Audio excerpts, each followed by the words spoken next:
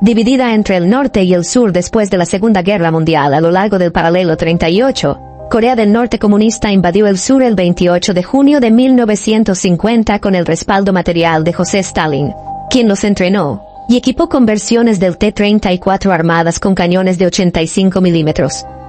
Las fuerzas de Estados Unidos y aliadas enviaron rápidamente tropas, tanques, aviones y buques de guerra a la península de Corea para contrarrestarlos. Y aquí aprenderían de primera mano la efectividad del tanque T-34. Las tropas estadounidenses que usaban el confiable y antiguo bazooka descubrieron que el T-34 era casi invulnerable a los proyectiles de bazooka, salvo algunas excepciones. No era raro que el T-34 recibiera hasta 20 disparos de bazooka y siguiera luchando. Como contraataque, los estadounidenses desplegaron tantos de sus propios tanques como pudieron reunir. El Sherman en su forma M4, A3, E8, conocido simplemente como el EC-8 por sus tripulaciones, seguía siendo el tanque principal estadounidense en las primeras rondas, y demostró ser un contrapeso eficaz al T-34. A pesar de sus respectivas ventajas y desventajas en diseño, se encontró que ambos tipos eran igualmente letales para el otro, pero un entrenamiento superior y la adopción de proyectiles perforantes de blindaje de mayor velocidad inclinaron la lucha a favor de los estadounidenses. Sin embargo, nunca subestimaron al T-34 y siempre lo trataron con respeto, incluso cuando se unieron tanques estadounidenses más poderosos en las peleas, como el M-26 Pershing y el Ma-46 Patton. Con la adición de un intenso apoyo aéreo, Estados Unidos y sus aliados pudieron cambiar el rumbo en la lucha contra el T-34, pero enfrentarse a otros tanques es solo una parte de la misión de un tanque. Más a menudo de lo que no, los Sherman se encontraban teniendo que defenderse de oleadas de infantería norcoreana y más tarde china, que podían acercarse sigilosamente a los tanques estadounidenses y abrumarlos, colocando explosivos en áreas vulnerables. No era raro ver a tantos soldados norcoreanos trepando sobre un tanque que los tanques aliados tendrían que dispararse entre sí con ametralladoras, o simplemente seguir girando la torreta para quitárselos de encima. En Corea, el Sherman volvió a brindar un servicio estelar al ejército de los Estados Unidos, pero el tiempo estaba alcanzando a ese venerable guerrero. La Unión Soviética ahora tenía tanques T-54 y T-55 más avanzados, así que para 1957 los Sherman dejaron el servicio, pero dejaron una impresión indeleble en el ejército de los Estados Unidos y el pueblo estadounidense. Con más Sherman siendo liberados del servicio activo, significaba que había más vehículos a la venta para ejércitos aliados, y había muchos interesados, pero no sería la última vez que estos dos tanques lucharían en bandos opuestos.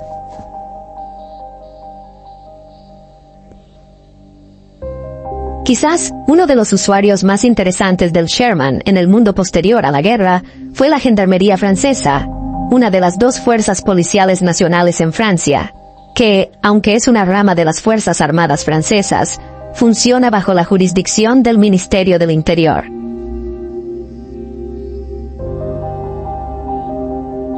Francia comenzó a eliminar sus Sherman del servicio activo del ejército en la segunda mitad de la década de 1950, momento en el cual el programa de fabricación y diseño de tanques indígenas de Francia ya estaba en marcha. Sin embargo, este periodo de la historia fue turbulento y Francia estuvo constantemente involucrada en guerras para mantener su desmoronado imperio en Asia y África.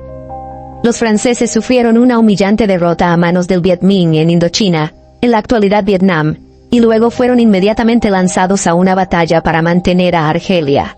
Los Sherman vieron diferentes grados de servicio en ambos conflictos, hasta que fueron reemplazados por diseños franceses más nuevos. Sin embargo, para 1961, el ánimo público para continuar la lucha por la colonia africana estaba disminuyendo, y al descubrir que su gobierno estaba llevando a cabo negociaciones secretas que llevarían a la independencia de Argelia, varios oficiales del ejército de alto rango que se sintieron traicionados, organizaron un golpe de estado para tomar lugares clave en Argelia. También exigieron apoyo de sus camaradas en Francia, lo que llevó al país a tambalearse al borde de la guerra civil. Los Sherman de la Gendarmería fueron, por lo tanto, sacados a las calles como precaución, ocupando posiciones defensivas alrededor de edificios clave en Francia, como el edificio de la Asamblea Nacional Francesa. Pero al final, una transmisión realizada por el líder de tiempos de guerra, Charles de Gaulle, llamando a las tropas a rechazar las órdenes del golpe, hizo que todo el golpe colapsara después de solo 5 días. Aunque los Sherman afortunadamente no tuvieron que disparar ninguna arma, su uso solo demostró la gravedad de la situación. Se mantuvieron firmes el día en que Francia pudo haber caído.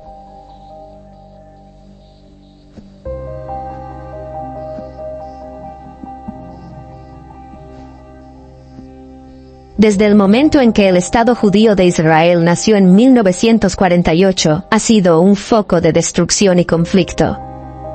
Desesperados por obtener cualquier arma que pudieran conseguir, los israelíes compraron tanques de cualquier fuente que pudieron encontrar, incluso si estaban irremediablemente obsoletos. Estos incluían tanques franceses de antes de la guerra, como los Hotchkiss 39 y los Renault 35. Así como algunos tanques británicos sobrantes, como el Cromwell y un M4A2 Sherman, que inicialmente carecía de su cañón principal.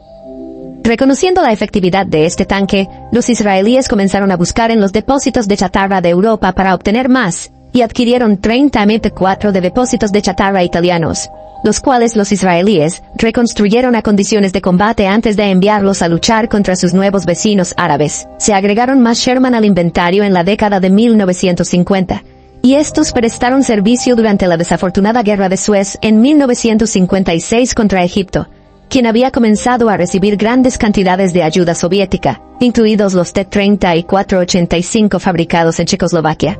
Estos en realidad sirvieron junto a los propios Sherman de los egipcios, a los que habían mejorado con torretas del tanque ligero francés AMX-13. La vecina Siria también recibió T-34s, los cuales frecuentemente se enfrentaban con los israelíes a lo largo de su frontera a principios de la década de 1960. Presintiendo otra gran guerra en camino, los israelíes sabían que tenían que mejorar sus fuerzas de tanques para mantenerlos relevantes frente a los tipos soviéticos más avanzados. Israel ya había sido un importante cliente de equipos militares franceses, así que buscaron ayuda en París para mejorar sus Sherman, equipándolos con armas más potentes.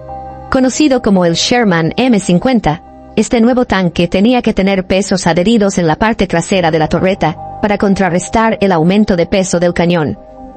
También se hicieron mejoras en la suspensión, y luego se actualizaron nuevamente con un nuevo motor diésel quinto 8 Cummins de 460 caballos de fuerza para conversiones posteriores. En 1967, el conflicto que había estado gestándose durante más de una década finalmente llegó en la forma de la Guerra de los 6 días.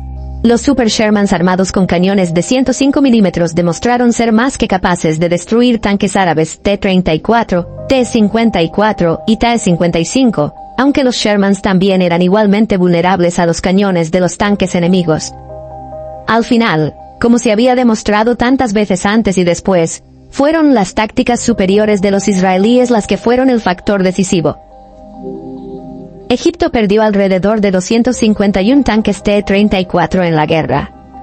Curiosamente, el ejército sirio utilizó sus T-34 junto con una serie de tanques ex-alemanes contra los que los T-34 eran famosos por luchar durante la Segunda Guerra Mundial. Estos viejos enemigos ahora estaban del mismo lado.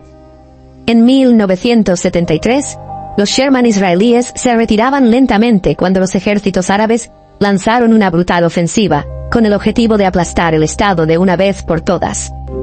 La guerra de Yom Kippur es probablemente el momento más cercano en que Israel ha estado a punto de ser derrotado, y el uso de tanques Sherman, de la época de la Segunda Guerra Mundial en el frente, parece demostrar cuán desesperada era su situación. Los Sherman estaban ahora terriblemente vulnerables debido al uso generalizado del misil AT-3 Sager por parte de los ejércitos árabes, pero nuevamente tácticas superiores y la ayuda estadounidense salvaron a Israel. Después de la guerra, alrededor de 100 de los Sherman israelíes fueron rearmados con cañones de apoyo medio hiperveloces de 60 milímetros importados desde Italia y vendidos a Chile, quienes aún los estaban utilizando a finales del siglo. No fue la última vez que el Sherman vería acción en el Medio Oriente, sin embargo, Irán los usaría en su guerra contra Irak en la década de 1980. Los Sherman sufrieron mucho contra los iraquíes mejor equipados, quienes capturaron varios ejemplares que luego fueron descubiertos por las tropas estadounidenses durante la Operación Libertad Iraquí, en 2003.